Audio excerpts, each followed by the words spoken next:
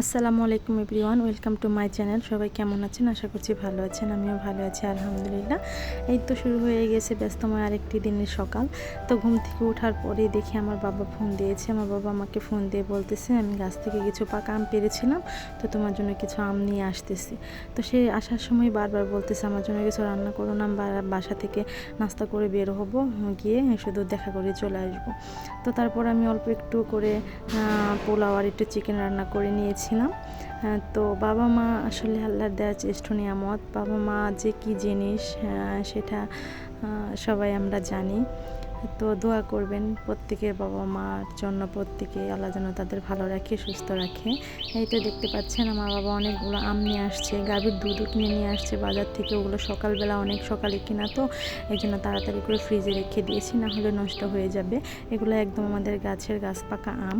তো কারা কারা এরকম গাছ পাকা আম খাইতে পছন্দ করেন অবশ্যই কমেন্টস করে জানাবেন। তো কেমন লাগলো আমার মিনি ব্লগ সবাই জানাবেন। প্লিজ আমার চ্যানেলটা সাবস্ক্রাইব করবেন, লাইক কমেন্ট শেয়ার করবেন। দেখা হবে অন্য কোনো দিন অন্য কোনো ব্লগ ভিডিও নিয়ে। সেই পর্যন্ত সবাই ভালো থাকবেন, সুস্থ থাকবেন। আল্লাহ হাফেজ।